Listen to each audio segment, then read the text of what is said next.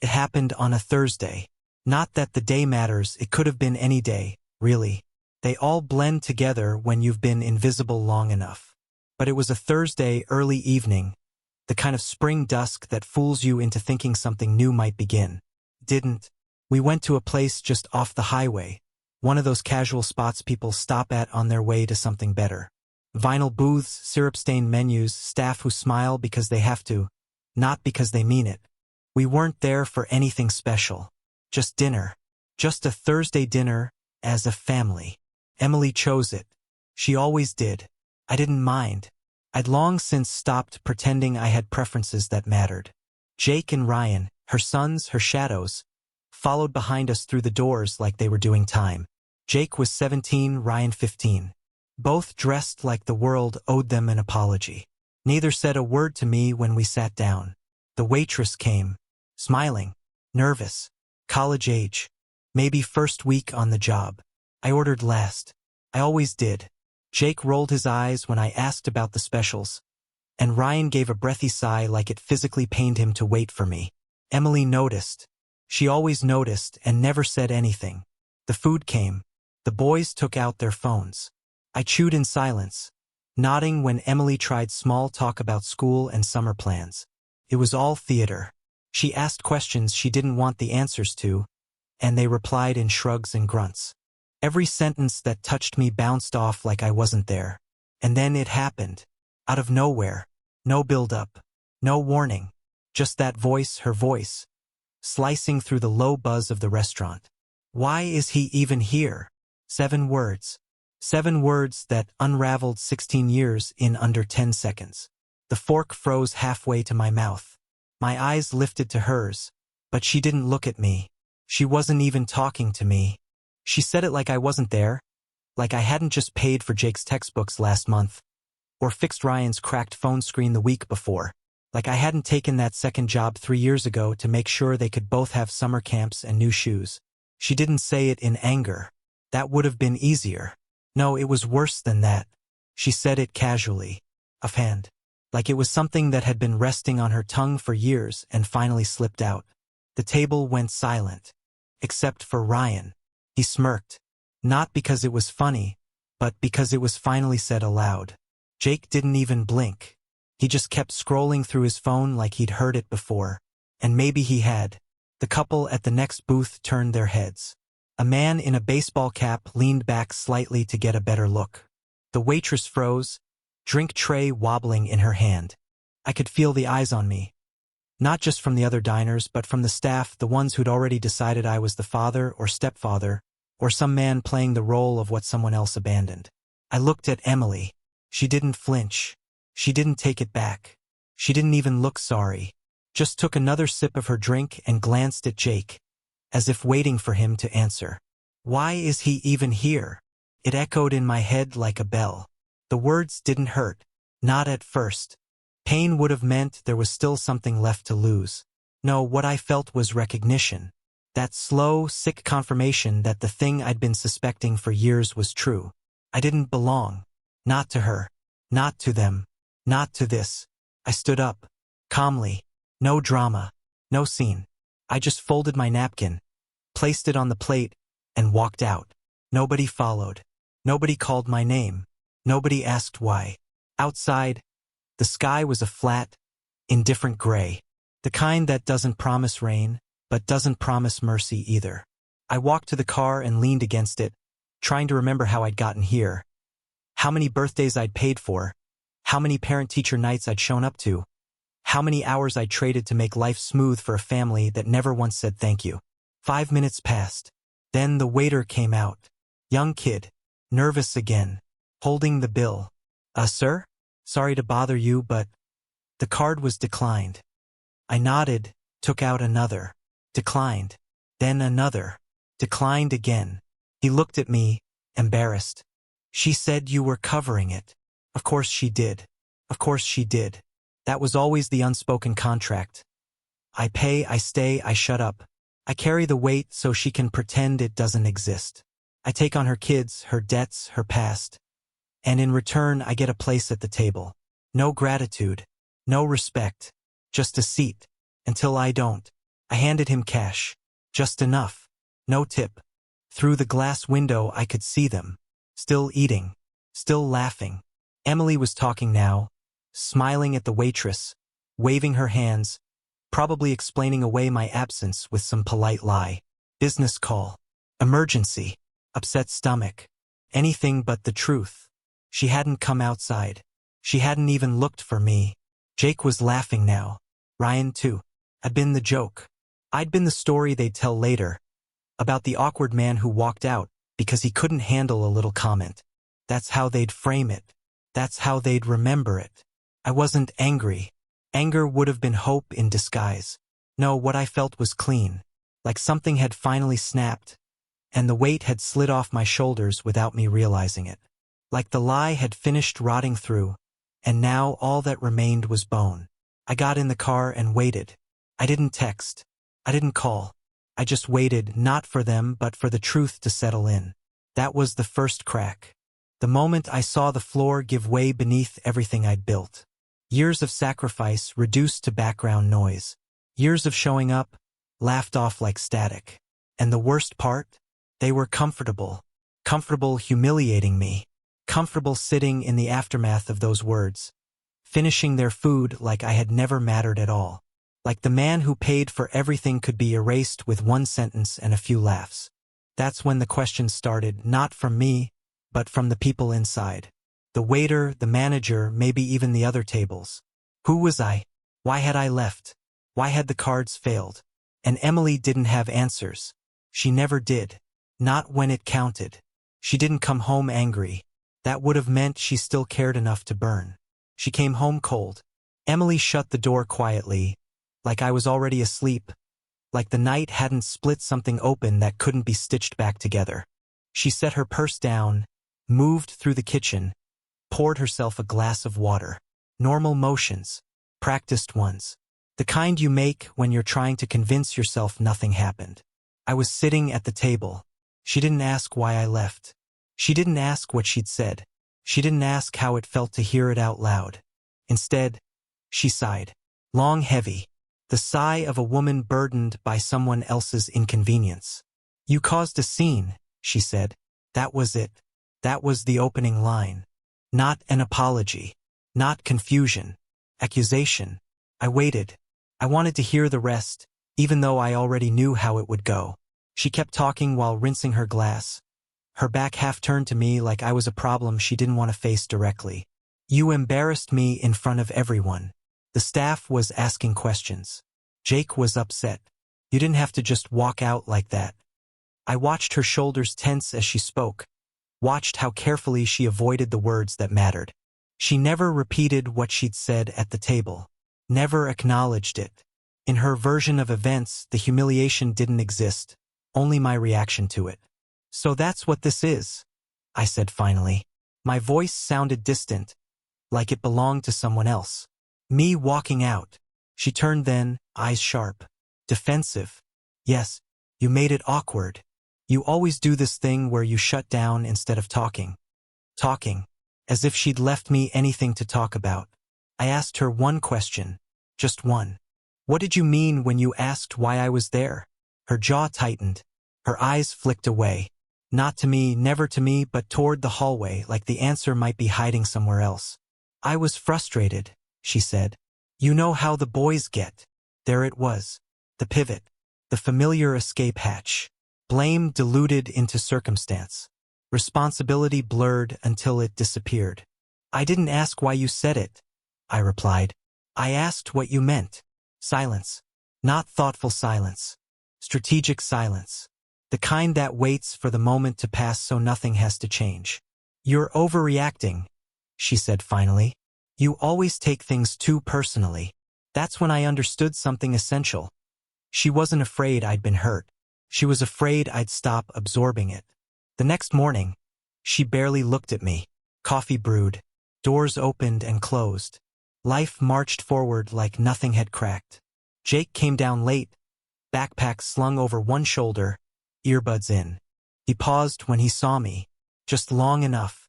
Then he spoke. I don't really feel comfortable around him anymore. The sentence was too clean, too composed. No teenage awkwardness. No hesitation.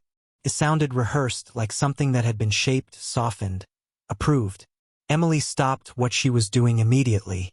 "What do you mean?" she asked, voice already tilted in his favor. Jake shrugged, eyes on the floor. "I don't know. He's just intense. Last night was weird. I don't like being around that." He didn't say what I'd done. He didn't say what I'd said. He just let the implication hang there, heavy and vague. Emily nodded slowly. Understanding. Acceptance. She didn't look at me once. "I hear you," she said to him. "Thank you for telling me." That was it. No questions. No context. No balance. His discomfort was treated like fact, not feeling. Like evidence, not emotion. I waited for her to ask my side. She didn't. Jake grabbed his keys and left. The door slammed. The house exhaled. Emily turned to me with that same tired expression she'd used the night before. "You see?" she said. "This is what I'm talking about. You make things tense." I felt something shift then. Not anger. Not sadness. Detachment. Fear had replaced truth in that house. Fear of conflict. Fear of the boys. Fear of admitting that silence is also a choice, and hers had always been clear. I didn't raise my voice. I didn't defend myself. I didn't explain. Because for the first time, I understood something with brutal clarity. Anything I said would be used to protect what was already decided. So I stopped talking. And in that silence, something in me finally stood up straight. It started with numbers. While they sat upstairs, behind closed doors, behind opinions I was never invited into, I sat at the dining room table and opened my laptop. No confrontation. No speeches. Just cold digits, the kind that don't lie. I logged into the mortgage account first. My name. Just mine. I scrolled through 16 years of payments every month on time. Even when I was out of work for 6 weeks. Even when the furnace died in February. Even when Ryan needed braces and Emily's hours were cut. I checked the title. Still mine. She'd asked me not to add her when we refinanced 4 years ago. "Just in case," she said. "In case something goes wrong." Something had gone wrong. Then I checked the car. The new SUV she drove to book club, yoga, wherever else she went on the nights I stayed home. Registered to me. Insured through me. Paid off last year by me. Not a single payment missed. The accounts came next. Checking, savings, the emergency fund that was always shrinking because her emergencies never ended. Her name wasn't on any of it. Not because I planned it that way, but because she'd insisted. "Cleaner this way," she'd said. "What's mine is yours, anyway." But it never had been. Not really. She hadn't put a single dollar into the mortgage. Not once. She never touched the utilities. The grocery bill occasionally when it was her idea, her list. But the rest? The weight of it? All on me. Always had been. I clicked through statements, tuition payments for Jake, music lessons for Ryan, the dental surgery, the trip to Asheville. The remodel on the downstairs bathroom, she said, would make the house feel like ours. Ours. Another word that didn't mean what I thought it did. I opened the tax folder. Just to be sure. Filed under my name. Head of household. Every year. Every deduction calculated by the accountant I hired. She never even looked at the returns. Just signed what I put in front of her. The silence of those documents hit harder than any insult ever could. On paper, this family was mine. In reality, I'd always been temporary. Placeholder. A servant with a debit card. I didn't speak to her that day. I didn't confront her. I didn't ask her to explain what I already understood. Instead, I contacted a lawyer. Quietly. Methodically. He asked a few questions. I answered them all. He asked if there was abuse. I said no, just slow erosion. Just neglect masquerading as indifference. Just years of being tolerated in a house I paid for. He asked if I wanted the house. I said yes. He asked about the boys. I paused. Then I told the truth. "They're not mine," I said. "Not by blood. And clearly not by choice." The paperwork started. Not with drama. Not with shouting. With signatures. With copies. With certified mail. The notices went out a week later. One to her, hand-delivered. One to the house, addressed to both of us, though the address was only mine. One to the bank, to freeze joint spending privileges she never officially had. She opened the envelope at the counter while I drank my coffee across from her. Her hands trembled slightly. She didn't look up right away. Then, when she did, her eyes were wet. Not from sorrow. From shock. "You're serious?" she whispered. I didn't answer. She leaned against the sink like the weight had finally reached her knees. "We can talk about this," she said. "You're overreacting. This is extreme." I finished my coffee, set the mug down slowly. Then I spoke, not with anger, with clarity. "You drew the line. I'm just respecting it." That was the first time I saw fear in her. Not fear of me. Fear of being left holding the pieces. Because for the first time she understood something simple. The safety net was gone. She didn't text the first day. She waited until the second. It was short. 2 sentences. "Can we talk? Please?" I didn't respond. Not out of rage that had passed.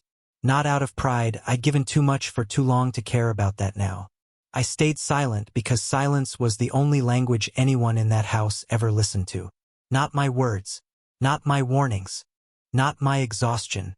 But silence that echoed. By the 3rd day, she called. I didn't answer. I watched the screen light up with her name, watched the call ring through, then fade. It didn't even occur to me to pick up. She'd had years to speak. All the dinners where I sat alone at the end of the table while the boys talked around me. All the nights she'd turned off the light without saying goodnight. All the mornings where I'd left early to work a second job so her children wouldn't feel the difference between mine and theirs. Now she wanted a conversation. Now that the papers were real. Now that her name wasn't on anything she assumed she owned.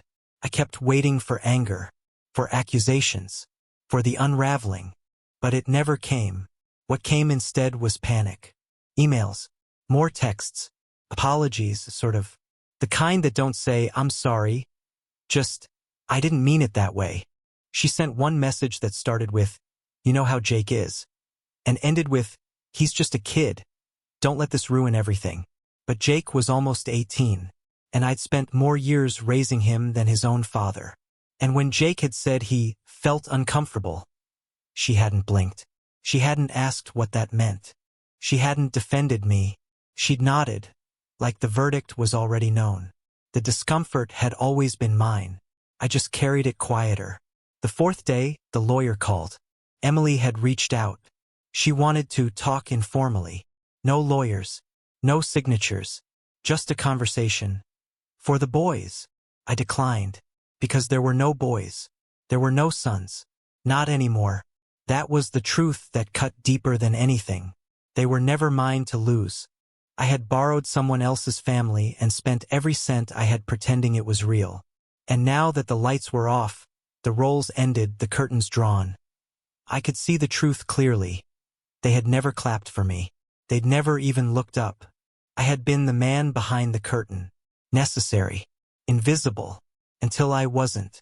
She left with less than she came in with. No legal claim to the house. No access to the accounts.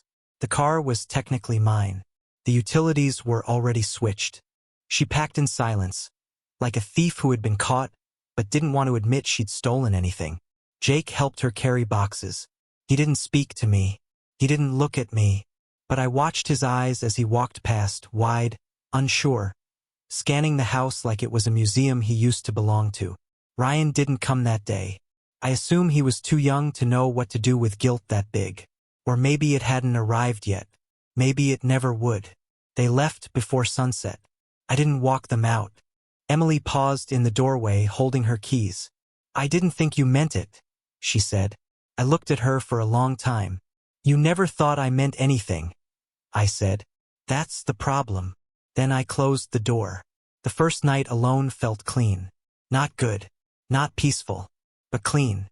I stood in the quiet of my own house, the one I had paid for, bled for, sacrificed in, and listened to the absence. No footsteps. No slammed doors. No whispered judgments, just loud enough for me to hear from down the hall. The refrigerator hummed.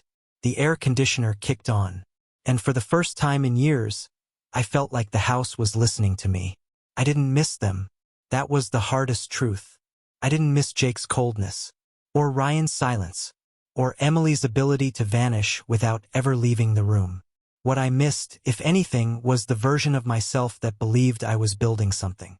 That man was dead now, and in his place stood someone who understood that love, without respect, is just servitude. 3 weeks later, Jake called. It was the middle of the afternoon. I was in the garage, going through boxes I hadn't touched in years. I saw his name on the screen and waited for it to ring twice before I answered. His voice was careful, calculated, the kind you use when you're trying not to sound like you're asking for something. "Hey," he said. I didn't say anything. He cleared his throat. I just wanted to say I didn't mean it. That night, what I said at the restaurant. I waited. Silence has a weight, and I wanted him to feel all of it. I was upset. I didn't mean for it to go that far. Still, I didn't speak. Finally, he said it. "Can I come by? Just to talk?" I exhaled. Slow. "Talk about what?" I asked. "About everything. Maybe I can help fix this." "This isn't yours to fix," I said. "But I feel like I made it worse." "You didn't make it worse," I said. "You just told the truth." Silence again. Then softer. "Do you hate me?" "No," I said. "I just don't owe you anything anymore." He didn't answer. The line stayed open for a few seconds. Then he hung up. A week after that, Emily tried again. She sent a letter. Handwritten. 2 pages. Rambling. She said she'd made mistakes. That things got messy. That she should have spoken up sooner. She ended with, "You gave us everything. I see that now." But I wasn't interested in being seen anymore. Not now. Not by her. I burned the letter in the sink.